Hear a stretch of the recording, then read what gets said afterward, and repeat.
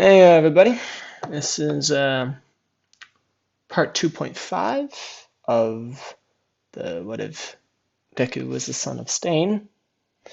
Um, why it's a point 5 is because I did not mention the whole fact of that, the whole Deku and Stain thing. I didn't elaborate on it enough, I guess. He's a father and stuff. I need to expand on that. And I got that. That's some good art right there.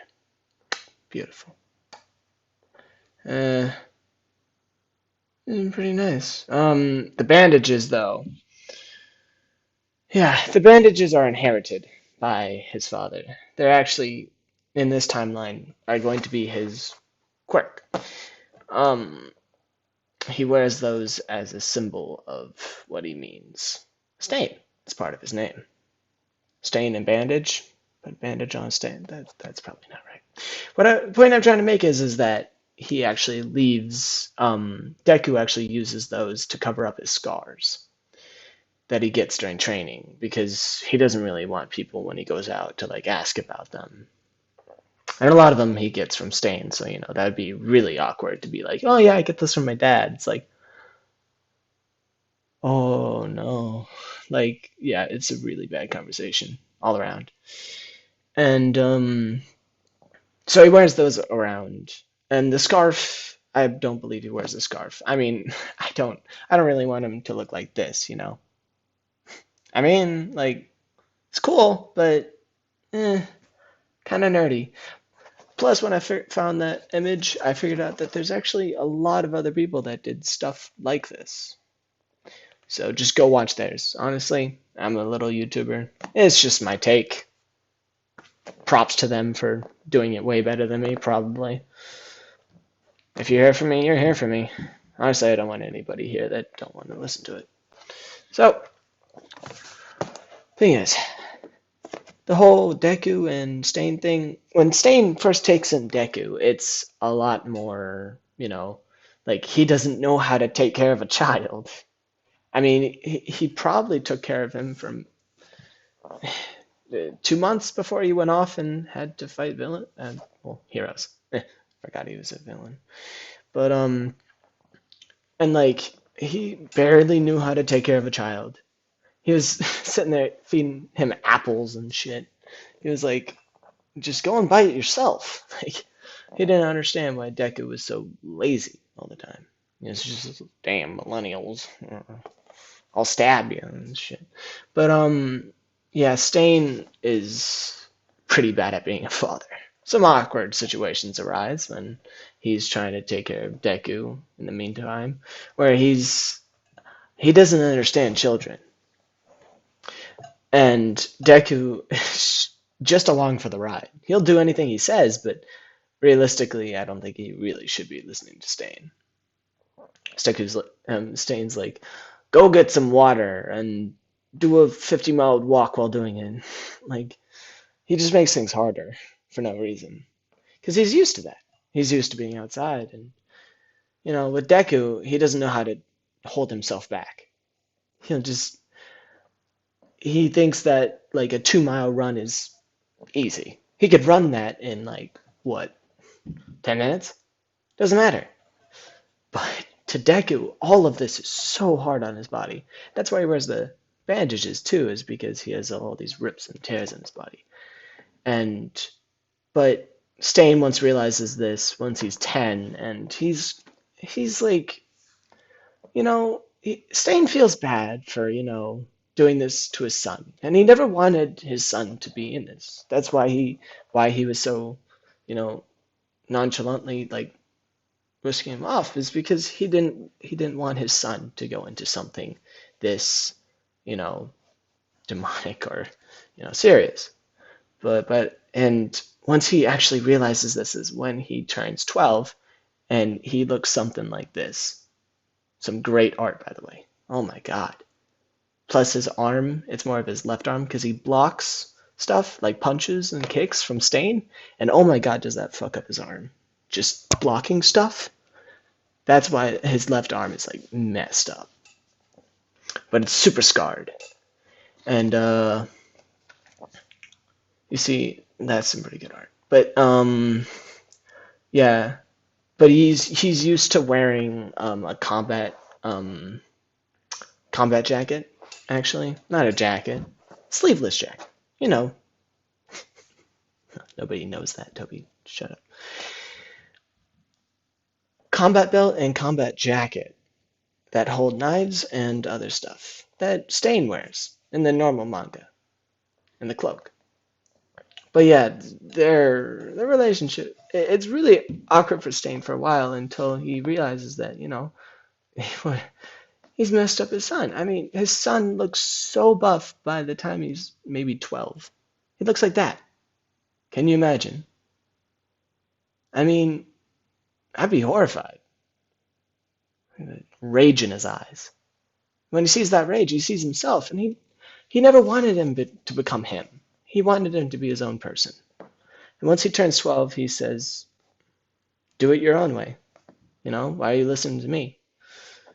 So he kind of leaves Deku in the forest now for half a year, and then brings him back and starts training again.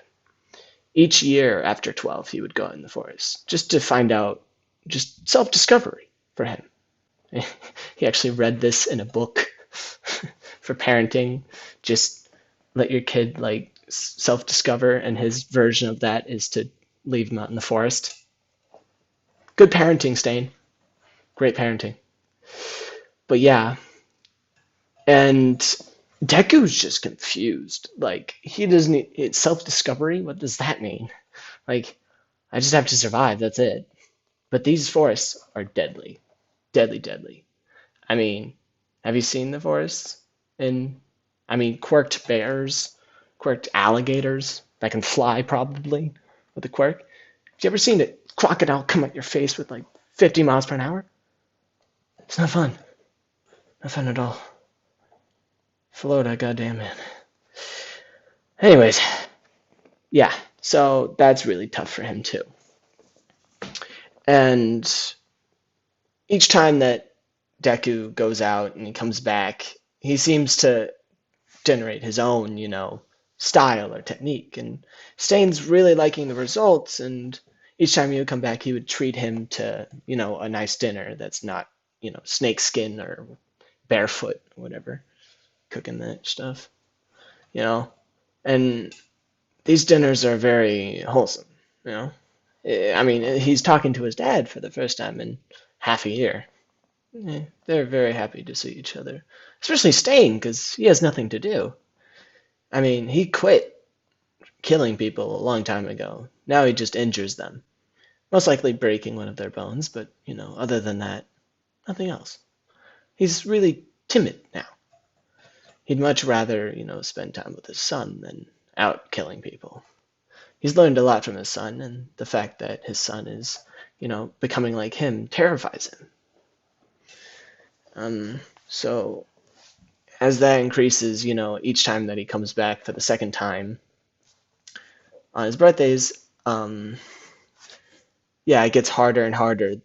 His birthday things, like the special event where he would fight him personally on the ropes and the interrogation mission, basically. Those were important, but on his 13th, he taught him afterwards how to interrogate people, how to torture people. Very, very basic, but also how to not kill somebody.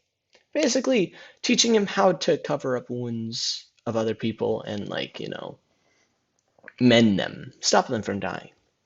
That's what he counts as interrogation. That's his version of interrogation, at least. But, Stain's so messed up. But, Deku's like, I don't think that's interrogation. Stain's like, no, nonsense, nonsense. What you do is you take the pike, you shove it up their nose, and he's like, no, I don't want to do that. You don't want to hurt people? You don't want to, don't want to hurt people. What am I saying? You have to do what you have to do, son. And they would test on it against against a dummy, where the organs are. I already got the money for that. To be honest, I have no idea. He gets an office job. Stain having an office job, just shifting papers. Just he would work double shifts, and he would be in the UFC. And Deku would tune in every single night to see that go down. And he would see him get beat by like somebody like Stipe or something. He'd be like taking it easy on him, huh, Dad? What an idiot. you know. But he would root for him. It's very exciting because he knows that he's holding back. But he would still, throw himself at the TV, being like, I want to be like that someday. Be able to even fake that hard, hold back that hard. You know, to truly be better than the best. That's what he wanted. That's what he wants. While this is happening, while his dad is out, he has time on his own.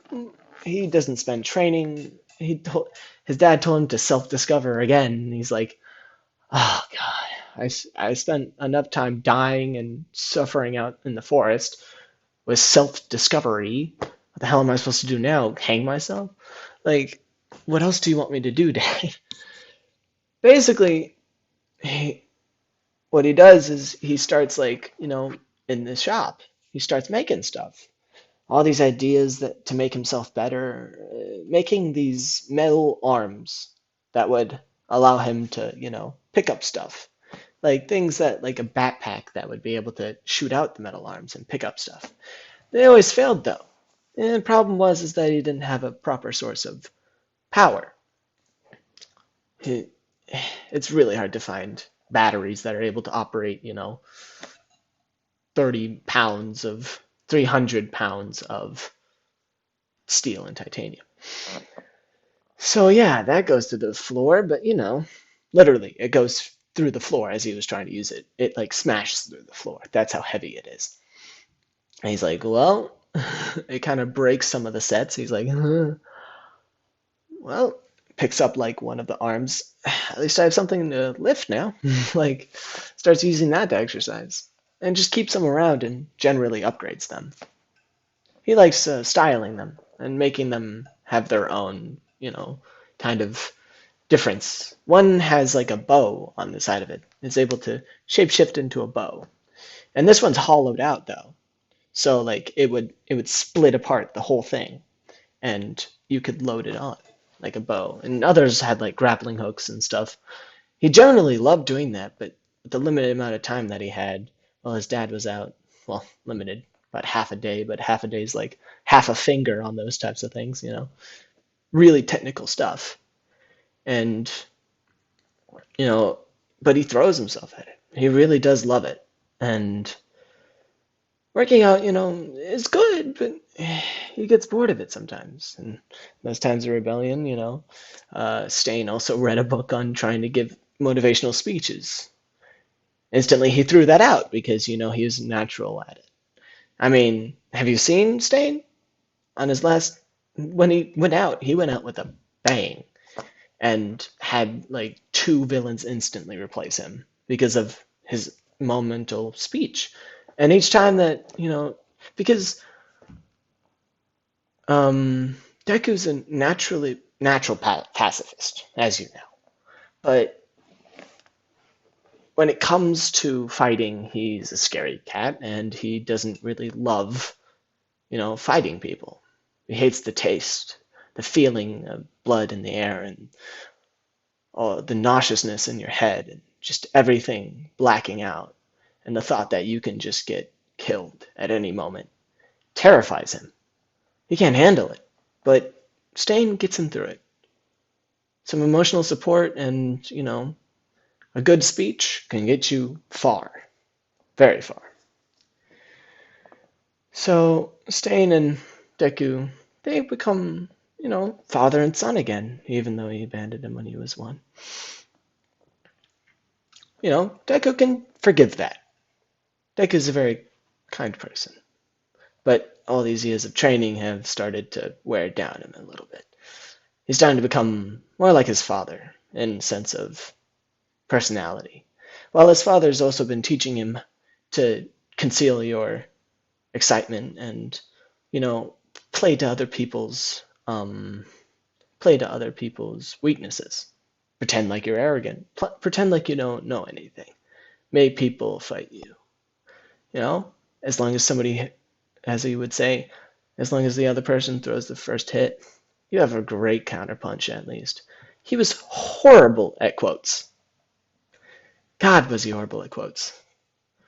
They're always too long and leaning. But yeah, that was very important for him to understand. That making somebody else throw the first punch is very important. And he basically becomes a deadly, deadly thing to weaponize. And all the rest of the villains start to take a threat of, you know, the rumors about, Stain having a child, or not a child, a successor. Not only a successor, but his child. Nobody knows that part, but they do know he has something in store. And all the villains start to give him flack for it, and they're all like poking at him. And All Might was the one. I mean, All for One is the one to break the mold and ask him straight up, "You have something, don't you? You've been hiding it from all of us. You weren't even a villain in the first place. Now you're hiding something from every single villain here wants to kill you. Come on, just show us." And Stain's like, "I don't know what you're talking about." As you can imagine, this boy gets his ass whooped as hard as you. I don't even want to describe how gruesome it is because of all the biggest, baddest villains in the world beating up one Stain, who doesn't even have a quirk in this timeline, so it's even worse. Now, Deku's like looking at the clock. He's like, 8 o'clock, huh? He's pretty late. Immediately in bursts Stain. "Stain, are you okay?" I'm fine, kid." And Deku's wearing like his normal outfit, which is the jacket, the full metal jacket, the belt, and Stain sees his son quivering in fear because of how beaten the shit out of his dad is. I mean, and his hair's all ruffled and his cape is torn. Like there's a little part that's hanging off and it clips off as Deku comes over and runs over, and you know part of the cape is torn.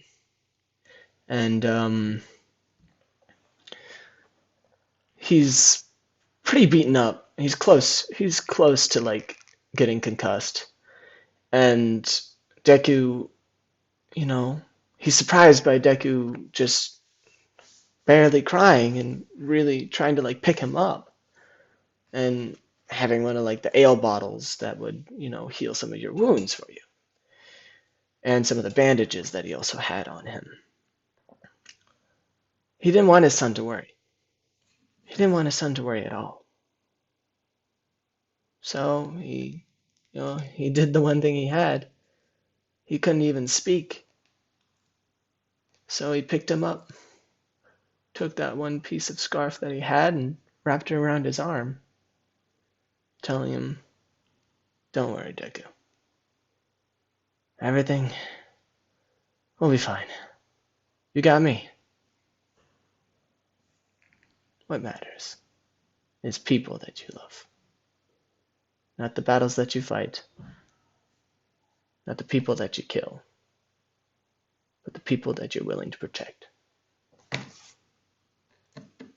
And it's a super emotional moment, and Deku actually hugs Stain for like the first time in forever. And that thing it's on the right arm, like above here. It's like it has blood on it, so it's all red. It used to be white. So yeah. And that's it. Gonna have to end it here. Soccer practice in a few minutes.